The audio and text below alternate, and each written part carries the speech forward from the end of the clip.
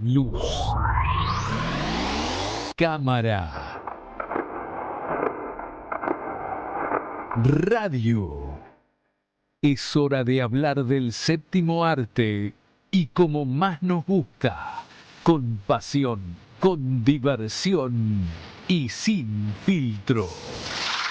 Cada martes de 19 a 20 por Radio Municipal El Calafate, Daniel López te invita a recorrer el mundo del cine y las series, los estrenos de la cartelera, las biografías de tus actores favoritos, las pelis que amamos y las que odiamos también, recomendaciones, análisis, curiosidades, todo lo que necesitas para ser un espectador de primera.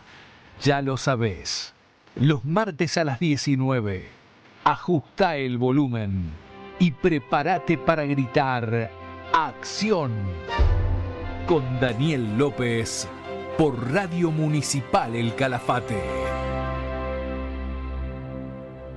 Muy buena tarde, noche para todos los que nos están escuchando. Mi nombre es Daniel López y sean bienvenidos una vez más a un nuevo episodio de Luz, Cámara, Radio. Su programa dedicado al mundo del séptimo arte, el mundo del cine, las series, las estrellas de cine, los directores, los actores, compositores también. Y un programa en general para hablar de las películas que nos gustan y, ¿por qué no?, de las que no nos gustan también. Hoy 29 de julio ya, a nada de acabar el mes, a 2 días de acabar el mes, y hoy es un día muy especial, tanto para mí como para todos en el país, porque hoy 29 de julio se celebra el Día de la Cultura Nacional. Hoy es el día dedicado a la cultura argentina, sí señor. Un día que se celebra en conmemoración a que hoy, 29 de julio, se recuerda la memoria del poeta y dramaturgo Ricardo Rojas. Ricardo Rojas, poeta y dramaturgo de Tucumán, nació un 16 de septiembre de 1882 y, como digo, se trató de un poeta y un dramaturgo que destaca muchísimo en la historia de nuestro país porque se dedicó a promover la cultura argentina durante gran parte de su vida. Ricardo Rojas sentía que él tenía que promover muchísimo la identidad del país, fuera de lo que eran los localismos, que él sentía de que justamente la identidad de Argentina estaba muy centrada en lo que eran las localidades propias. Y obviamente él queriendo incentivar los localismos, pero también la identidad de Argentina como un todo. Él estudió allá en la provincia de Santiago del Estero, en la que su padre fue 2 veces gobernador. Y cuando Ricardo tenía 10 años, al poco tiempo su familia se trasladó a Buenos Aires, donde comenzó a estudiar abogacía. Esta carrera la terminó abandonando para dedicarse al rubro de las letras. Y si bien nunca egresó formalmente de ninguna facultad, fue profesor de literatura castellana, creador de la primera cátedra de literatura argentina en la Universidad de Buenos Aires y también de un instituto de literatura argentina que aún perdura en la Facultad de Filosofía. Fue también rector de la UBA durante 1927 hasta 1930. Como digo, se dedicó tanto a la literatura, la poesía y al teatro. Fue también dramaturgo, encargándose de escribir distintas historias, y su obra más importante sin duda fue entre 1917 y 1922, donde escribió Historia de la literatura argentina, un trabajo de 4.000 páginas concentradas entre 9 tomos, que aunque los escribió entre 1917 y 1922, los publicaría recién en 1947. Allí afirmó que la argentinidad está constituida por un territorio, por un pueblo, por un estado, por un idioma, por un ideal que tiende cada día a definirse mejor. Ahora mismo, con estas breves páginas, estamos tratando de definirlo. Fue, como digo, uno de sus primeros trabajos donde se concentró en la identidad argentina, en la cultura nacional, en tratar de definir cuál era nuestra cultura como argentinos. Allá, en 1982, se terminó decretando que el día 29 de julio, que fue el día que falleció, allá en 1957, y en 1982, se decretó que el día de su fallecimiento debía honrárselo, declarándolo el Día de la Cultura Nacional. Este es el día donde festejamos nuestra cultura argentina. Se eligió justamente la fecha de su fallecimiento porque, a palabras del decreto que se terminó creando, Ricardo Rojas representa muy singularmente en su polifacética y honda personalidad intelectual diversas manifestaciones culturales y encarna una preocupación argentina de preservar y difundir las características de la cultura nacional. Hoy día su casa está preservada en forma de un museo que se ha estado remodelando con los años. Y como les digo, Ricardo Rojas fue una figura muy importante, pero el día en general no lo veo tanto solo para honrar su memoria, que es muy importante honrarla, pero como digo, hoy es día de la cultura argentina, día de la cultura nacional, así que qué mejor manera de celebrarlo que con el programa de hoy, un programa dedicado justamente al cine, las series, a la cultura en general, en una radio que justamente también se dedica a la cultura. Tenemos programas como Letras Esteparias, La Terraza, Problemas Todos los Días, El Psicoanalista también, y aquí mismo Luz Cámara Radio, programas que nos dedicamos a la cultura muchas veces también local, a lo que se está haciendo acá en el Calafate. Entonces hoy es un día justamente para celebrar eso, tanto la cultura local, nacional, como los trabajos que se dedican a celebrar esta cultura. Y en los tiempos como hoy es muy, pero muy importante que sigamos protegiendo y defendiendo la cultura de nuestro país. Así que quería justamente empezar el día de hoy diciendo eso, que les deseo a todos los que nos están escuchando un enorme y muy feliz Día de la Cultura Nacional. Ahora, ya habiéndonos presentados, les recuerdo que nos están escuchando por la radio municipal. La frecuencia es 88.5 y que también nos pueden escuchar de forma online a través de la página web de la radio, www.fmcalafate.com.ar, que desde ahí nos pueden escuchar desde cualquier parte del mundo. Recordándoles una vez más que tenemos las redes de la radio, que son el Facebook 88.5 Radio Municipal, y después también tenemos nuestro Instagram, que es 88.5-FM Municipal Calafate, que nos pueden seguir desde ambos sitios, y que también recordarles que Luz Cámara Radio tiene sus propias redes también. Pueden buscarnos en Facebook como Luz Cámara Radio, o en Instagram, donde estoy más activo realmente, Luz-Cámara Radio, Luz-Cámara-Radio, donde ahí publico de vez en cada tanto reportes que hago, coberturas, dedicatorias, efemérides, o recomiendo o menciono algún trabajo o alguna película en general que me guste mucho. Así que ahí también estamos activos, que también ahí aviso cada que se empieza un nuevo programa. Y tenemos un nuevo programa para el día de hoy. ¿Qué tenemos hoy para la agenda? Por un lado, tuvimos otro estreno muy importante en nuestro cine municipal.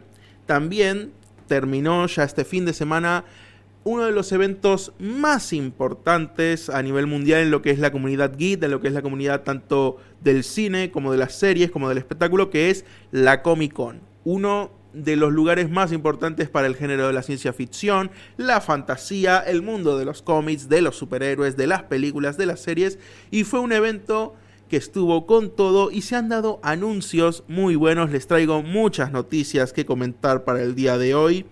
Entre ellas, la llegada de una nueva serie que podría ser bastante prometedora. Tengo también una pequeña recomendación para hacerles en dedicatoria a que hoy estamos también en un día donde se conmemora el fallecimiento de otra figura artística muy importante. Y para terminar, estaremos hablando de un director que a mí me gusta mucho y que quería contarles hoy, el día de hoy, su historia, ya que estamos tanto en el día de su nacimiento como en el día que murió. Una persona que nació y murió el mismo día y que es un director con una historia muy, pero muy curiosa. Estaremos hablándola ahí para el final del programa, que es una figura con una vida muy enigmática.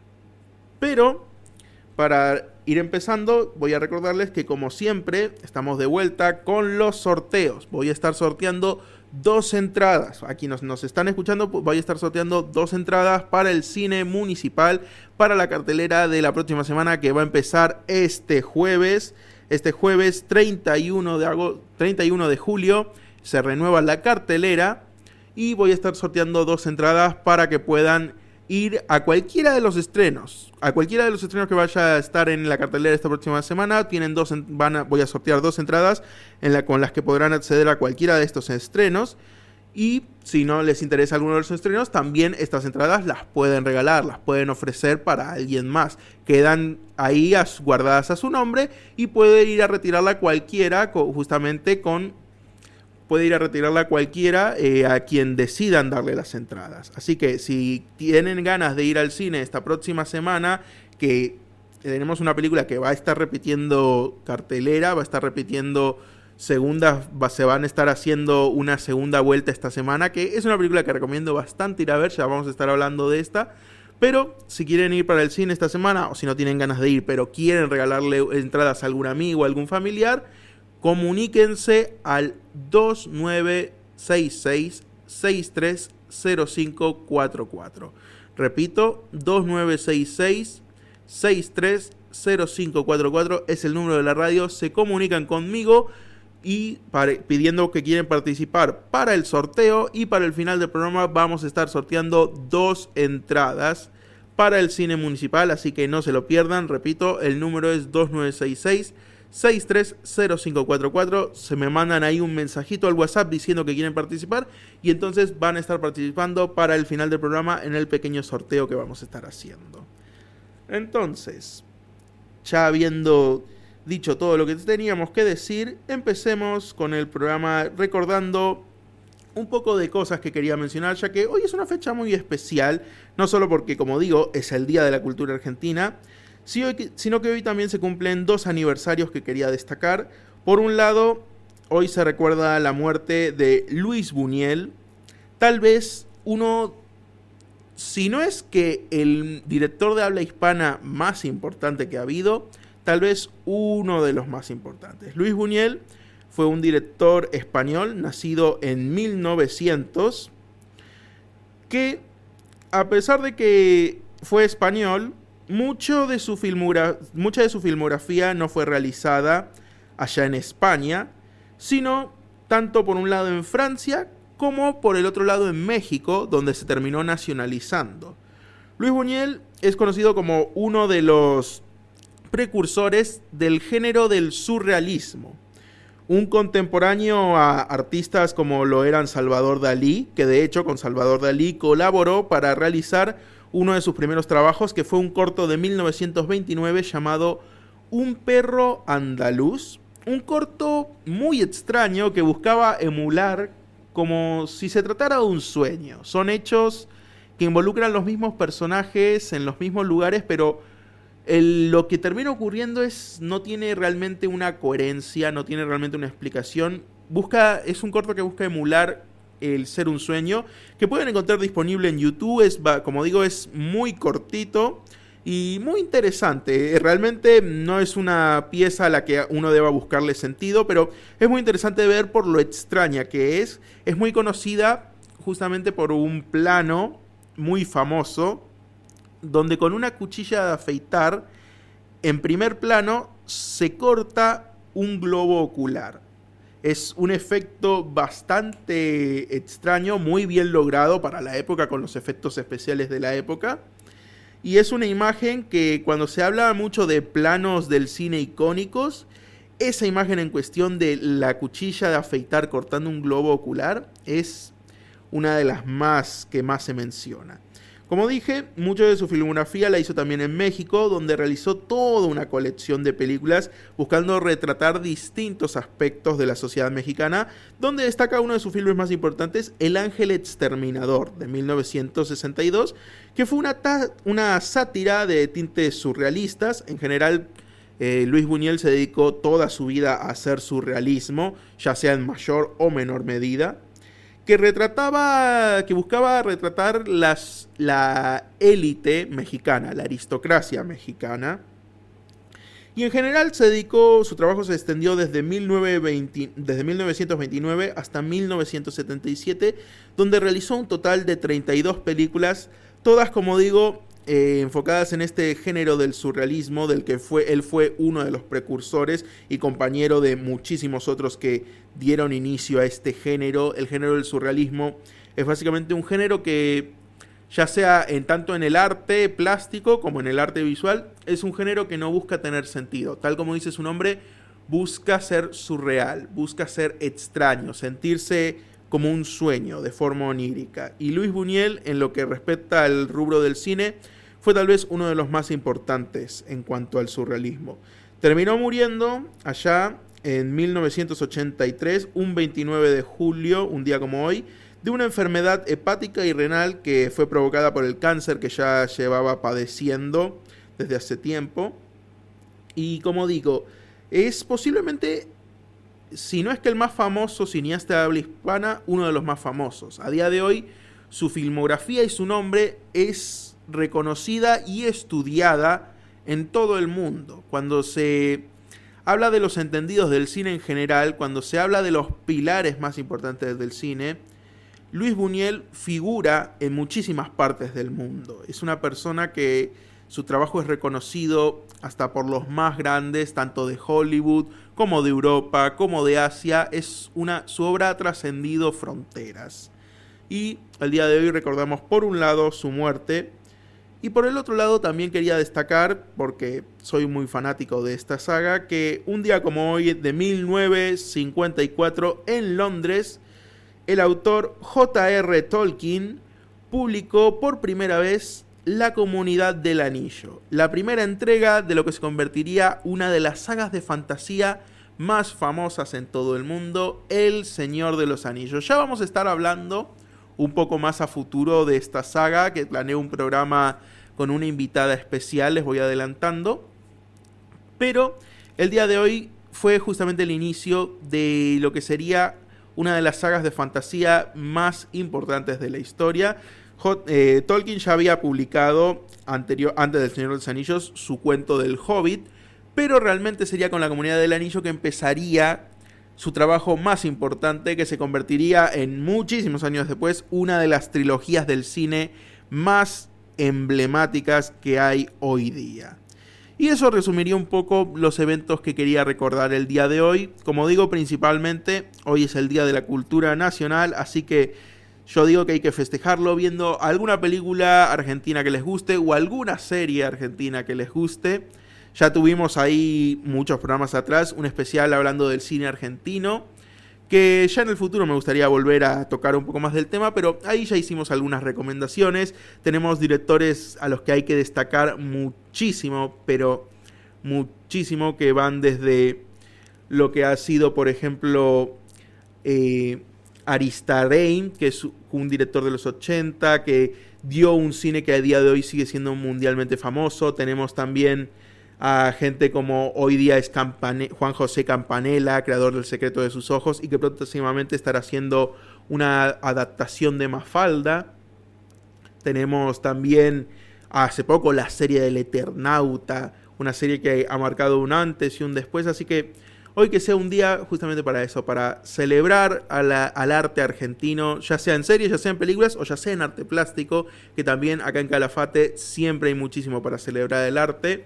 Y que también vamos a estar cubriendo un poco de arte en los próximos programas. Así que eso resume un poco la sección de efemérides del día de hoy. Y ya estaremos llegando ahora con un poco de la cartelera del cine municipal, que como digo, tuvimos un estreno del que les quiero hablar.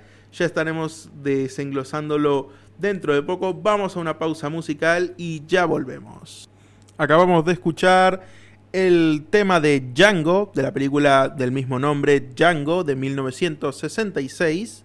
Y ahora estamos de vuelta para hablarles, ahora sí, de la cartelera de esta semana, que fue del jueves 24 a este martes 29 de julio, que todavía sigue, así que si quieren esta noche a ir a ver la película que les estoy por recomendar, ya que su función es a partir de las 22, yo les digo que aprovechen y recordarles nuevamente de que estoy sorteando 2 entradas para el final del programa. Se pueden comunicar al 2966-630544, me mandan ahí un mensaje a WhatsApp diciendo que quieren participar del sorteo y vamos para el final del programa a realizar el sorteo a ver quién se va a llevar estas 2 entradas para la cartelera de esta semana que viene. Y entonces, ¿qué tuvimos para esta semana? Por un lado, tuvimos la segunda vuelta de la película de animación de Los Pitufos, este nuevo comienzo de esta franquicia, que originalmente se habían hecho 2 películas de imagen real por parte de Sony, que muy bien realmente no le fueron, pero los derechos de Los Pitufos terminaron siendo adquiridos por Paramount. Y este es un nuevo comienzo, una película enfocada 100% en animación, pasando por distintos estilos de animación, en una trama donde Papá Pitufo es secuestrado misteriosamente por los malvados brujos Razamel y Gargamel, en una aventura donde Pitufina, interpretada por la cantante Rihanna, debe guiar a los pitufos en una misión peligrosa para salvarlo. Como digo, es una película animada para toda la familia que pueden ir y disfrutar, que pasa por distintos estilos de animación en lo que es este nuevo estilo que se ha popularizado con los años de la animación híbrida, de ir cambiando de un estilo a otro. Pasamos por animación 2D a 3D, a uso de plastilina con stop motion. Es como siempre una técnica bastante interesante que se ha popularizado muchísimo en estos últimos años. Después tenemos también otro estreno para toda la familia, que es Los Tipos Malos 2, una secuela de la película de DreamWorks enfocada en una pandilla criminal conformada por distintos animales, con su protagonista siendo el lobo malo o el lobo feroz, que es una historia en donde buscan enderezar su camino, dejar de dedicarse al mundo del crimen y en su lugar vivir una vida más recta y más justa, donde en esta secuela se enfrentan a una nueva banda criminal que propone ponerse como un obstáculo en ellos tratando de rehacer su vida.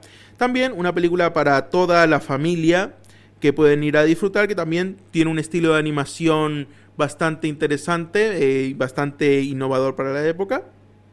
Pero el estreno del que realmente les quería hablar, que es que van a tener la función disponible para hoy a las 22 horas y que va a repetir su función para esta nueva semana a partir de este jueves 31 de julio, que les digo, tienen que aprovechar a verla porque la verdad me ha gustado, me ha sorprendido bastante, y que pueden tener 2 entradas para ir a verla esta próxima semana si mandan su mensaje ahora al 2966-630544, que es Los 4 Fantásticos Primeros Pasos.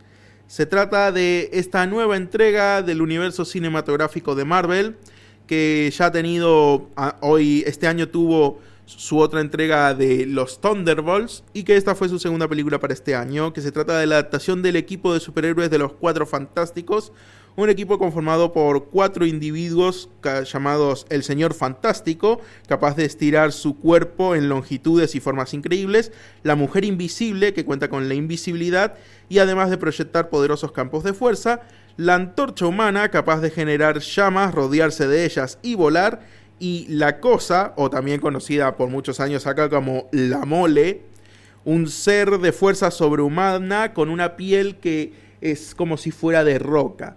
Los 4 Fantásticos son un equipo que ya ha sido muchísimas veces adaptado al cine por parte del estudio Fox.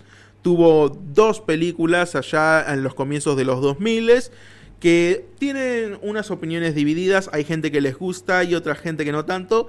Y tuvo allá por 2015 un revival que realmente no le fue muy bien. Terminó siendo realmente un fracaso.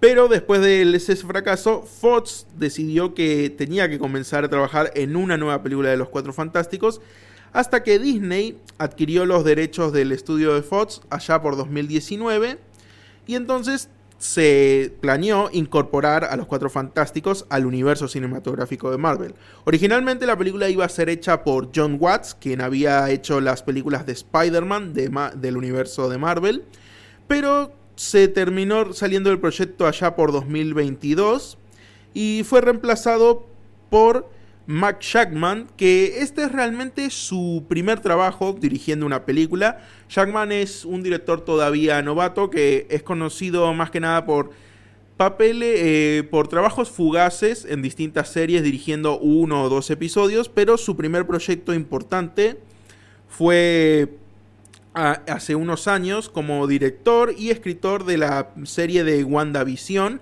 esta serie de Marvel que trata de la Bruja Escarlata, y Los Cuatro Fantásticos, Los Primeros Pasos, ha sido su primer trabajo dirigiendo una película. Y bueno, ¿de qué trata exactamente Los Cuatro Fantásticos Primeros Pasos? Como conocemos todos al equipo de Los Cuatro Fantásticos, pero esta es una aventura en la que se enfrentan a uno de los enemigos más icónicos del mundo de Marvel, que es Galactus, el devorador de planetas. Este ser gigantesco conocido por destruir planetas para alimentarse de su energía. Entonces, ¿qué tal fue Los Cuatro Fantásticos? La verdad fue una de las películas más esperadas de este año. De hecho, se proyectaba que iba a competir bastante contra Superman, que fue otra película de superhéroes importante de este año que tuvimos su estreno hace unas semanas. ¿Y qué decir de esta? ¿Cumplió o no cumplió expectativas? Por mi parte, debo decir que la película es bastante entretenida. Me gusta muchísimo el trabajo visual que tiene. Esta es una película basada en un universo que no es exactamente el nuestro, es el planeta Tierra, pero no exactamente nuestra Tierra, sino es una Tierra más futurista, pero con un estilo de los años 50. Y la película busca verse de esa forma. Tiene unos colores pastel muy de esa época, como si buscara verse como una película o un programa de los años 50. Y es un estilo visual que la verdad a mí me ha gustado bastante en un género como lo son los superhéroes, donde a veces todas las películas tienen el mismo estilo visual. Ver esta paleta de colores, este estilo más único, es bastante agradable. Por otra parte, debo agradecer también que la película tiene un enfoque distinto al que tienen normalmente las primeras películas de superhéroes. Por mucho tiempo hemos estado acostumbrados a lo que se llama las películas de origen, que es tener que ver al superhéroe empezando, descubriendo sus poderes o desarrollando la tecnología con la que va a pelear, diseñando su traje, aprendiendo realmente a ser un héroe. Acá los Cuatro Fantásticos realmente ya empiezan como un equipo establecido, te cuentan un resumen, sí, de su historia, de quiénes son ellos, pero ya están ahí como un equipo establecido, lo que hace que uno no tenga que estar empezando la historia con ellos, obteniendo sus poderes o desarrollándose como equipo, que realmente es una historia que ya hemos visto desarrollarse 2 veces con este equipo, así que una tercera hubiera sido algo tedioso, así que se agradece este enfoque, que es un enfoque en que en realidad ya están empezando a tener muchas películas. Superman tuvo ese mismo enfoque también, la última película de Batman también lo tuvo, y que creo que se agradece un poco porque la gente también está un poco cansada de las historias de origen, de tener que ver cómo es exactamente que el superhéroe nace, y a veces hoy día la gente ya está muy acostumbrada a ese tipo de historias y quiere ver más bien al héroe en acción, a los héroes ya actuando. Entonces, esta es una película que, para aquellos que están interesados en ir al foco de la situación, esta película va directamente al foco. La acción empieza desde muy temprano, ya desde el comienzo se nos presenta al enemigo, ya desde el comienzo se nos presenta la situación. Entonces es una película muy enfocada, que va al punto, va muy centrada a la acción. Es cierto que tal vez después decae un poco, no me convenció realmente mucho del último acto, pero es una película que realmente entretiene, cumple su función de entretener. Cuenta con la participación en el papel protagonista de Pedro Pascal, un actor que hoy día también se ha vuelto muy popular, en especial por su actuación como protagonista en la serie The Last of Us, disponible en HBO Max. Y él también cumple con un papel muy interesante durante la película. Ha realizado un trabajo que me ha gustado bastante. Los 4 personajes en cuestión están muy bien balanceados. Cada quien tiene sus momentos para brillar. Cada quien tiene su carisma propio. Entonces es una película que sí o sí alguno de los 4 personajes va a terminar gustándole a uno. Por parte de los enemigos tal vez sí siento que flaqueó un poco. No siento que haya sido una muy buena adaptación para un personaje tan importante como lo era Galactus. Pero quién sabe cómo vaya a seguir a futuro, ya que esto se supone es el comienzo de una nueva fase en el universo de Marvel. Ya es su 5ª fase, que este universo de películas se divide justamente en fases. Y que la 5ª fase también promete ser una de las últimas. Para el año que viene tendremos una nueva película de Spider-Man llamada Brand New Day, que promete también seguir continuando con lo que se está construyendo aquí, que es para la gran conclusión que va a ser Avenger Doomsday, que presenta también justamente en esta película vamos a tener como villano a un personaje que tiene que ver con los 4 Fantásticos. Así que aquellos que quieran ver, que estén interesados para lo que va a ser el próximo evento de la próxima película de los Vengadores, va a ser importante también verse esta película de los 4 Fantásticos, ya que va a tener muchísima importancia. También Marvel ya está entrando en lo que es los viajes entre dimensiones, ya que está presentando al principio todas las películas ocurrían en un mismo universo, pero ahora ya tenemos 3 universos distintos que se están desarrollando en estas películas, así que tarde o temprano todo esto va a acabar colisionando. Y debo decirlo, por un tiempo el fanatismo que había originalmente hacia Marvel había disminuido bastante, pero Thunderbolts fue una sorpresa agradable y Los 4 Fantásticos también lo ha sido. Y pronto tenemos una nueva película de Spider-Man, como les digo, que esas siempre suelen cumplir bastante. Así que yo creo que estamos viendo tal vez un nuevo renacer para esta saga de películas de superhéroes. Como digo, se están también acercando a su final, ya que se habla de que después de Avenger Doomsday tendremos Secret Wars, que promete ser como medio un final, pero también un reinicio para este universo de películas. Realmente no sé cómo vayan a manejar eso, pero considerando que todo tiene que acabar en algún punto, será interesante también ver cómo termina concluyendo esta saga de películas que han estado con nosotros desde muchísimo ya. La primera película creo que fue allá por 2008, si no me equivoco, la primera de Iron Man. Así que hablamos ya de casi 20 años de películas de superhéroes que van a concluir dentro de poco, en un par de años. Así que he ganado nuevamente un poco de interés de ver cómo esto va a concluir y les recomiendo, sí, ir a ver Los 4 Fantásticos. Si la tengo que comparar con Superman, debo decir que Superman ha sido una película muchísimo más interesante, pero esta película, para aquellos interesados en el cine de superhéroes, se las recomiendo, sin duda que vayan a verla, vayan, disfrútenla. Y como les digo, pueden ir a verla gratis y se ganan las 2 entradas que vamos a estar sorteando para el final del programa. Solo tienen que mandar su mensaje al 2966-630544. Y si no, el valor de entrada, como siempre, en la sala de cine municipal es de unos 8.000 pesos y pueden comprarla con unos 15 minutos de antelación antes de cada función.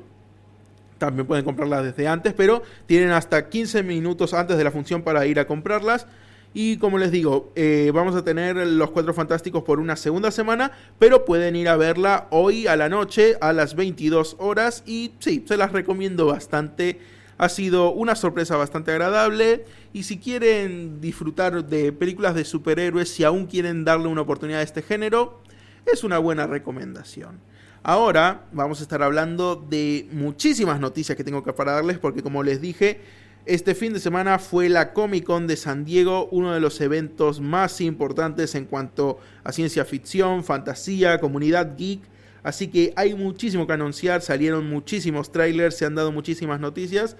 y les estaré trayendo todo esto dentro de poco, que ya volvemos, vamos a una pausa musical y dentro de poco les traigo qué se vino exactamente con la Comic Con este año.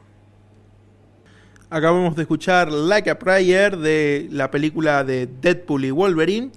Y ahora sí, estamos de vuelta para traerles las noticias de la Comic Con de San Diego. Ha sido un evento que, a diferencia de otros años, no contó tanto con la participación de gigantes como lo son Marvel o DC, pero aún así se han dado noticias muy interesantes para traerles el día de hoy.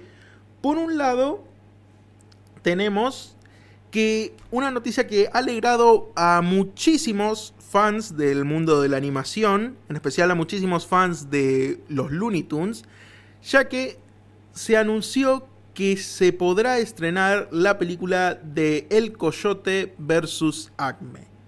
Esta se trata de una película animada, combinación de animación e imagen real, sobre el Coyote, el famoso personaje de los Looney Tunes de El Coyote y el Correcaminos, en una historia donde demanda a la corporación Acme, la corporación de donde él compra todas sus trampas para intentar atrapar al Correcaminos, por todas las heridas que esos productos le han provocado con los años. Es una película que enfocada justamente en tramas de juicios, de abogados, demandas y demás, que enfocada justamente en este personaje de los Looney Tunes contra esta corporación ficticia.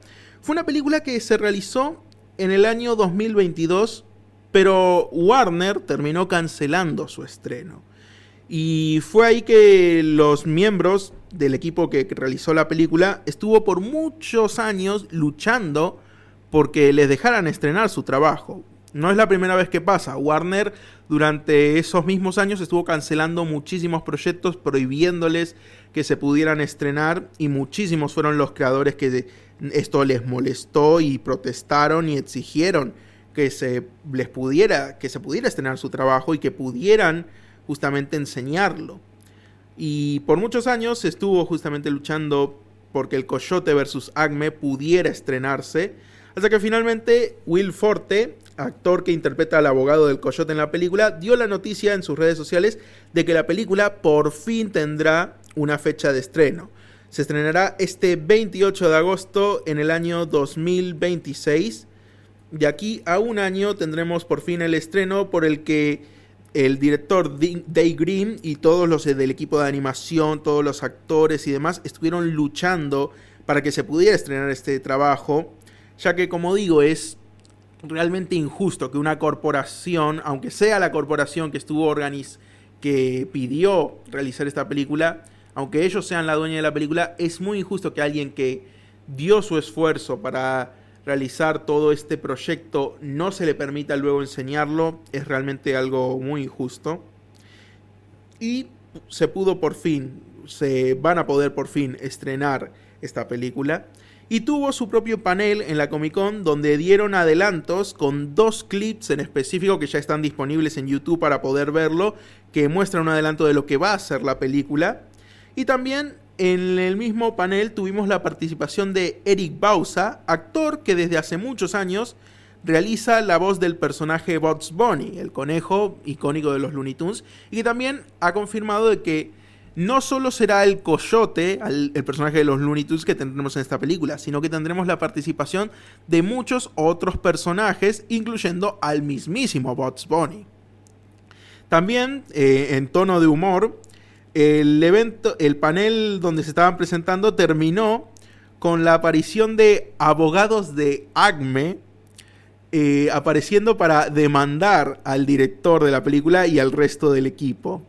Un poco en sátira por la trama de la película, y también un poco en sátira obviamente por la discusión legal que tuvieron con Warner por tantos años para que esta película pudiera por fin estrenarse. La verdad, muchísimos fans de la animación y de los Looney Tunes están muy contentos. No es la primera película de los Looney Tunes que de hecho tuvo que pasar por esto. Hace poco tuvimos el estreno de El día que la Tierra se detuvo, una película de los Looney Tunes protagonizada por el Pato Lucas y el Cerdo Porky. que también le pasó lo mismo. El proyecto se había realizado hace ya unos años atrás y no se les había permitido estrenar por muchísimo tiempo hasta que por fin lo consiguieron. Y ver que el Coyote vs. Acme también lo haya conseguido es una muy buena noticia. Por otro lado, tuvimos también el estreno del tráiler de la segunda temporada de Gen 5, este spin-off de la popular serie de Amazon Prime, The Boys, una serie que es una sátira al mundo de los superhéroes, donde los superhéroes son representados no realmente como héroes que luchan por la justicia, sino casi como celebridades o productos de corporaciones que lo único que les interesa es vender. Lo único que les interesa es mantener una imagen y no son realmente gente heroica. Y por lo tanto hay una organización conocida como The Boys que le hace frente a estos superhéroes porque no simpatizan contra estas figuras ególatras y hasta peligrosas para la sociedad. Esta serie ha sido una de las más populares de Amazon y pronto va a tener el estreno de su temporada final. Pero mientras se estuvo realizando la producción de la serie, se realizó un spin-off llamado Gen 5 o Gen B, la cual está enfocada también en el mundo de los superhéroes, pero más bien en el mundo de cuando estos son formados. Está protagonizada por un grupo de jóvenes que en el futuro serán futuros héroes. O sea, son jóvenes con poderes a los que se los educa en una universidad para aprender a ser héroes. Solo que en realidad no aprenden a ser héroes, sino que se les enseña justamente a hacer un buen producto, una buena marca. Como digo, es una serie que, al igual que The Boys, satiriza al mundo de los superhéroes tratándolos como un producto comercial.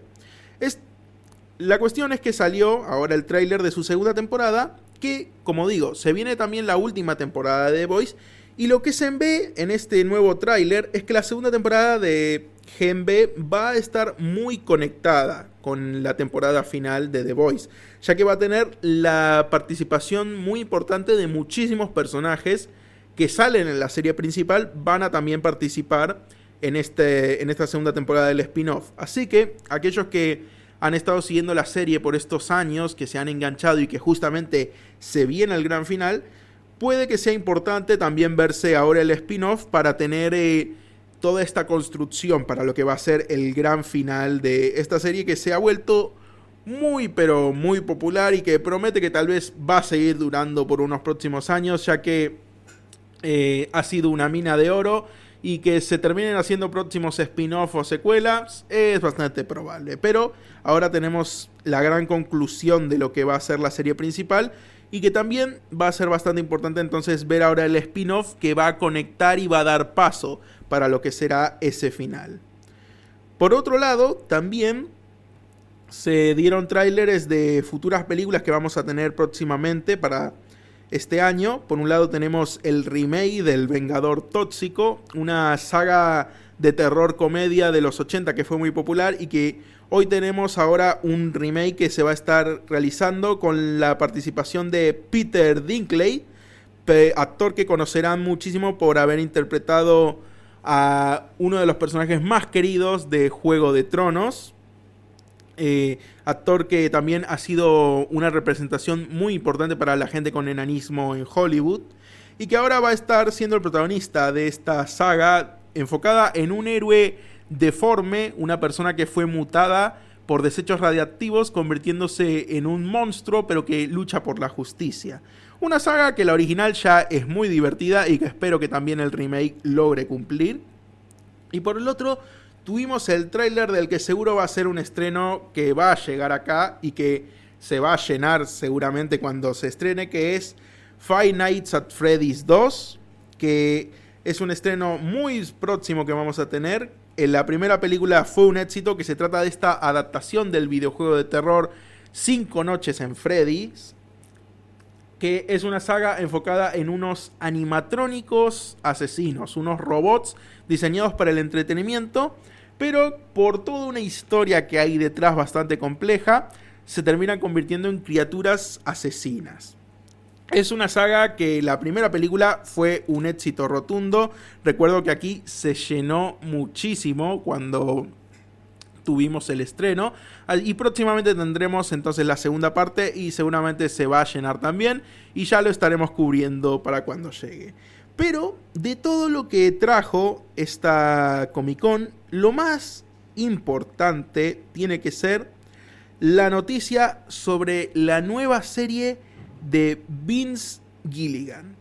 Para quienes este nombre no les suene, Vince Gilligan es el creador de una de las series más importantes que ha habido en estos últimos años, que es Breaking Bad.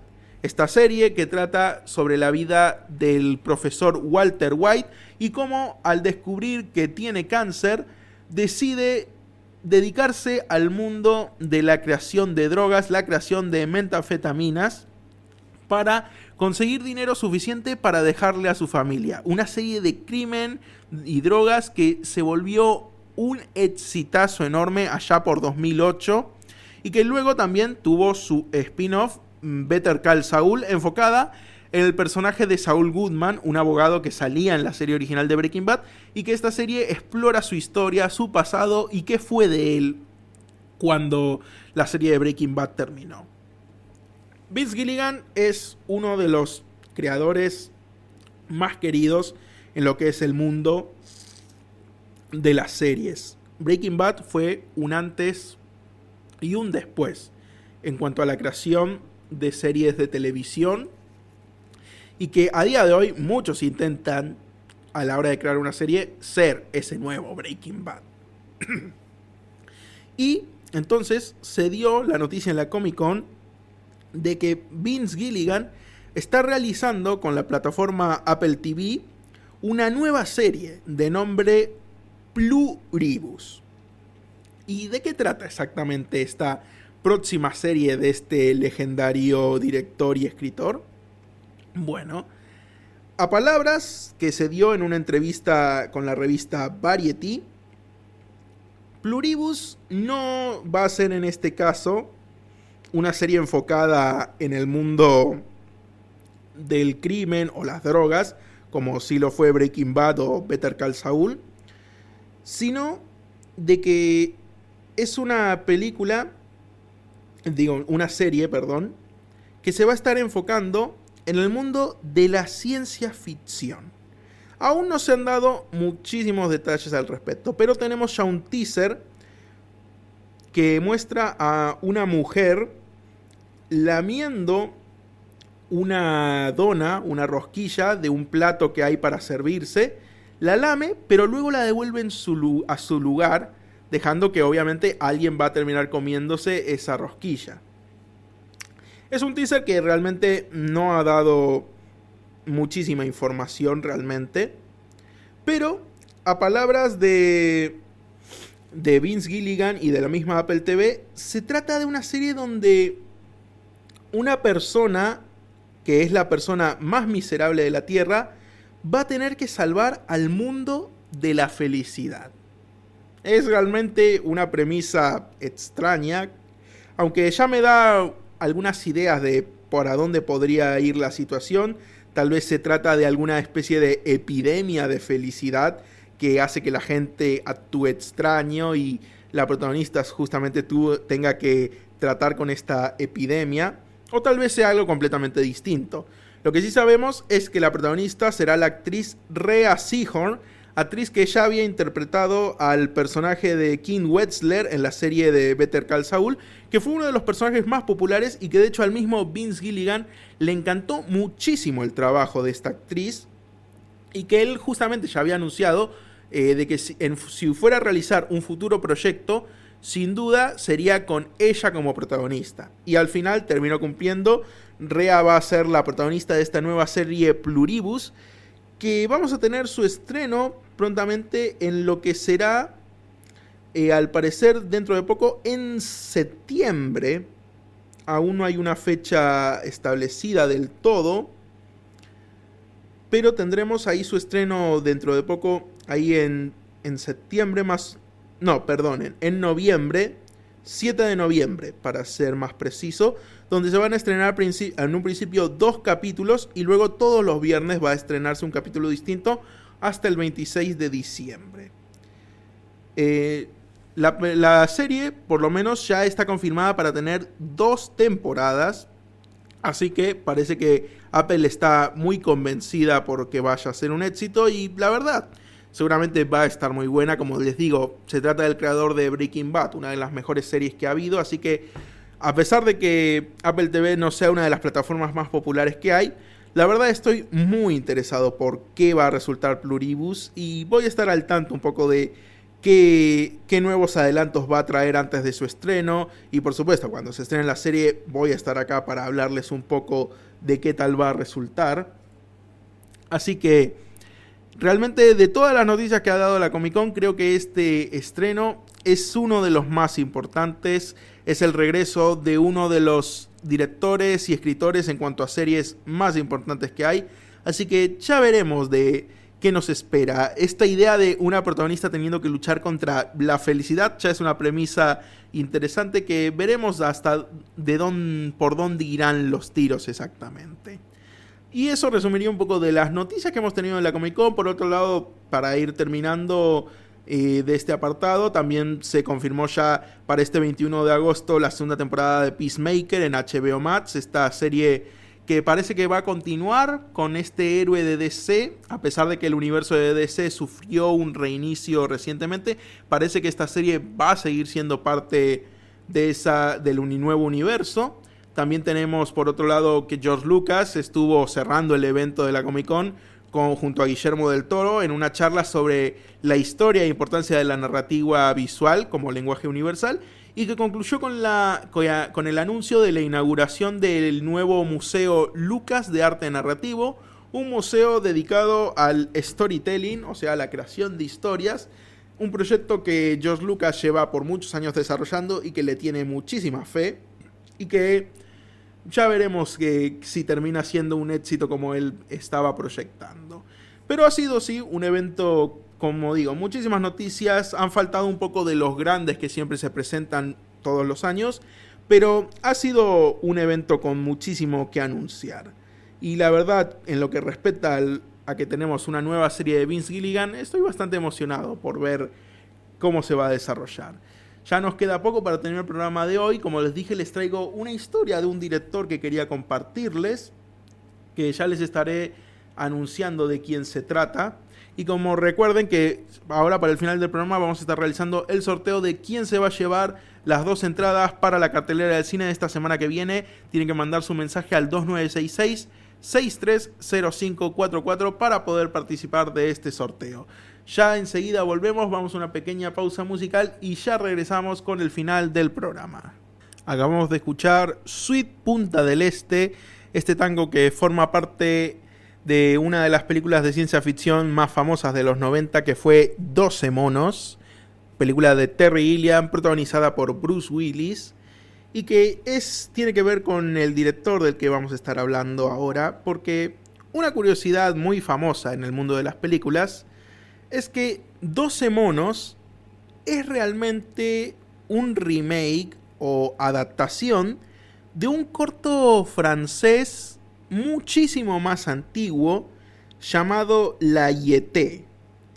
La Yété es un corto de 1962 realizado en Francia que cuenta la misma historia de 12 monos, que es que la humanidad fue erradicada por un virus y ahora los sobrevivientes sobreviven bajo tierra, enviando a prisioneros al pasado para que averigüen exactamente cómo este virus surgió y cómo resolver la situación.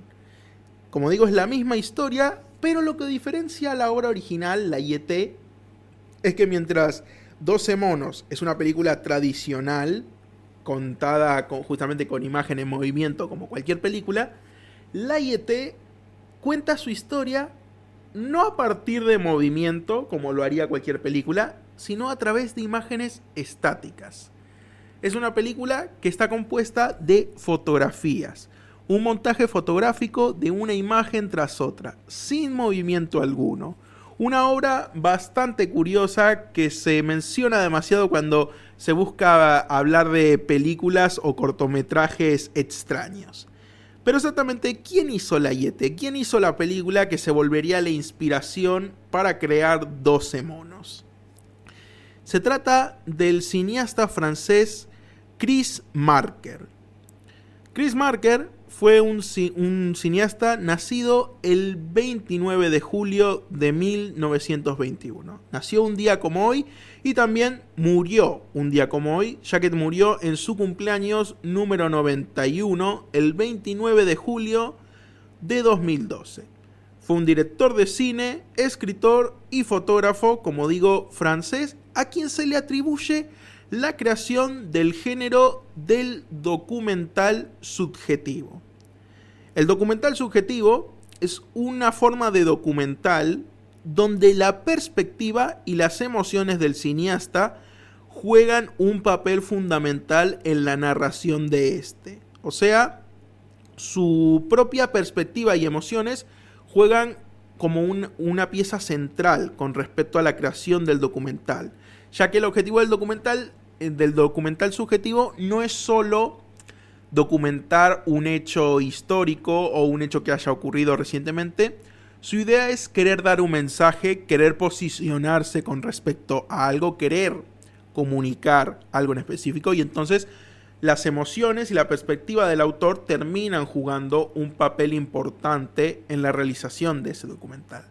A Chris Marker se le atribuye haber realizado esto, y durante toda su vida, casi todas sus películas, que estamos hablando de un total de 46 películas que realizó, que se extienden desde 1952 hasta 2004, se dedicó por esos 60 años a la realización de documentales, donde La Jetée fue el único trabajo donde se despegó de ese género en cuestión para hacer este corto de ciencia ficción. Pero en lo que respecta a toda su obra, ha hecho muchísimos documentales. Tenemos, por ejemplo, su primera obra, que fue Olimpia 52, que fue un documental sobre los Juegos Olímpicos realizados en Francia en 1952.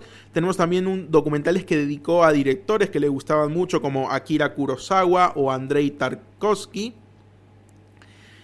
Y como les digo,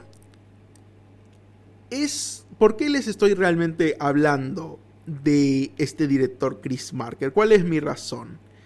Y es que no solo porque el día de hoy es su cumpleaños y también el día de su muerte, sino que Chris Marker fue una persona con una vida muy extraña. Es considerado uno de los directores famosos más desconocidos en la historia del cine. Y es que Chris Marker es una persona de la que, aunque conocemos sus películas, unas 46 películas en total, no conocemos nada de él. Chris Marker es una persona que en el tiempo que estuvo viva no realizó jamás, de los jamases, ninguna aparición pública. Jamás se presentó a festivales, jamás se presentó a premiaciones, jamás se presentó a entrevistas. ¿Realizó entrevistas? Sí, pero todas fueron realizadas por escrito. Jamás se lo vio en persona. Y los actores o editores o camarógrafos y demás que llegaron a trabajar con él también eran muy reservados con respecto a dar información de él. No habían fotografías ni siquiera de Chris Marker. Las únicas fotografías que existen salieron a la luz después de su muerte, que son dos fotografías en cuestión, que son una de su juventud y una de él más de adulto. Pero durante el tiempo que estuvo vivo no se sabía ni cómo lucía. De hecho, se sabe que cuando se le pedía alguna fotografía suya, ya sea para realizar alguna columna sobre él o para presentar su imagen para algún festival o algo, en lugar de mandar una fotografía suya, mandaba una fotografía de su gato. Una mascota a la que él le tenía muchísimo aprecio realmente. Pero por muchos años, durante todo el tiempo que estuvo vivo, no se conoció ni siquiera su cara. Es tan extraña esta cuestión que por muchos años, e incluso a día de hoy, existió por mucho tiempo la teoría de que Chris Marker no era una persona real, sino de que posiblemente era un nombre falso creado no solo por uno, sino un colectivo de cineastas que publicaban sus obras bajo el nombre de Chris Marker, ya sea para tener un anonimato o que tal vez eran cineastas conocidos y que publicaban bajo el nombre de Chris Marker aquellas obras que no querían que se asociaran a su propio nombre. Incluso por muchos años se investigó sobre si Chris Marker era real o no. Se llegó a ir al registro francés a buscar su nombre y en efecto no había un ciudadano registrado bajo el nombre de Chris Marker. Así que a día de hoy sigue esa teoría de ¿Chris Marker es real o no es real? Sí, tenemos por un lado las dos fotografías que salieron cuando se anunció su muerte, pero podrían ser perfectamente fotografías de alguien más. Fuera de esas dos fotografías, jamás volvió a salir nada de información sobre su vida. El mismo Marker, de hecho, cuando se lo entrevistaba y se le preguntaba por su juventud, por su formación, por su vida personal, a pesar de que aunque daba datos, era muy contradictorio con las cosas que decía. Por momentos decía que estudió en tal lugar y luego en otra entrevista cambiaba por completo el dónde había dicho que estudió, o que decía que por tal año se dedicó a tal cosa y luego resulta que en otra entrevista declaraba que por esos mismos años estuvo realizando otra cosa completamente distinta. Era muy contradictorio con la información que llegaba a dar y entonces a día de hoy sigue esa teoría de Chris Marker. ¿Existió o no existió? Tenemos sus películas, sí, pero perfectamente pudieron haber sido hechas por otra persona o por otras personas completamente distintas, ya que las películas de Marker, a pesar de que eran todas documentales, llegan a ser muy distintas entre sí, llegan a presentar estilos muy distintos. Y esta teoría se fortaleció muchísimo más cuando, pocos años después de su muerte, salió a la luz que la última película que se le asociaba a él, una película hecha en 2004 que es un documental sobre un movimiento y protestas anarquistas que hubieron en Grecia durante esos años, una película que, como digo, se asoció que era su última película, se había presentado como una película hecha por Chris Marker. Años después de su muerte, salió a la luz de que esa película jamás había sido hecha por Chris Marker, sino que había sido un proyecto realizado por el mismo colectivo anarquista y que la había presentado bajo el nombre de Chris Marker porque sabían de que era un nombre que iba a vender. Tiene bastante sentido en realidad porque si calculamos los años, Chris Marker hubiera tenido unos 89 años cuando se realizó esta película y es una película que, como digo, relata que Chris Marker fue y participó de las protestas que se realizaron allá en Grecia durante 2004, lo cual para su edad hubiera sido algo muy malo para su salud. Pero entonces el hecho de que saliera a la luz de que esta película no era de Chris Marker hizo preguntarse a muchísima gente, si esta película no es de Chris Marker, ¿cuántas películas que conocemos de Chris Marker son realmente de Chris Marker? O sea, Chris Marker, si en serio existió, se quedó callado con respecto a que esa película no era suya. Y posiblemente pudo, si otras personas durante toda su vida hicieron películas diciendo que eran de Chris Marker y no eran así, pudo haber pasado lo mismo. Hay teorías en las que de hecho dicen que pueden identificarse o no si una película de Chris Marker es o no de Chris Marker. Y es que en muchas películas podemos sí ver la aparición de su gato, mascota que, como digo, le tenía mucho aprecio y que siempre que le pedían una fotografía suya, en vez de mandar una fotografía suya, mandaba una fotografía de su gato. Y a ese gato en cuestión podemos verlo en otras películas de Chris Marker, ya que en planos que él realiza grabándolo mientras habla o mientras alguno de los actores habla, entonces se volvió una regla que tal vez todas las películas donde sí vemos la presencia de ese gato sí sean películas suyas. Y en cambio en las películas supuestamente hechas por Chris Marker, donde no veamos la presencia de ese gato en cuestión, en cambio no serían películas realmente suyas. Como digo, es una figura muy enigmática que queda en esa duda de ¿existió Chris Marker o no existió Chris Marker? ¿Fue una persona real o era simplemente un nombre que muchísimos cineastas se adjudicaban para publicar trabajos en anónimo? Por mi lado creo que sí llegó a existir tal vez un Chris Marker, pero creo que sí es más que obvio de que no todas las películas de Chris Marker, que dicen ser de Chris Marker, eran realmente suyas. Es realmente una figura muy enigmática, que hace también bastante más enigmático el hecho de que muriera el mismo día que nació. Que de hecho eso incentiva más a la teoría de que Chris Marker no era una persona real, porque tal vez lo decidieron matar, o sea, sus creadores lo decidieron, entre comillas, matar el mismo día que nació, y que lo hicieron simplemente porque se aburrieron realmente de seguir con esta mentira. Es una teoría que va a seguir por muchísimos años, que va a quedar como esas historias curiosas del mundo del cine, que como siempre hay muchísimas para contar, muchísimos misterios que se van desarrollando en este rubro. Y ahí tenemos por este lado esto, la historia de Chris Marker, un cineasta posiblemente de los más importantes de Francia, pero que queda esa duda de, ¿existió un Chris Marker o fue todo una elaborada mentira?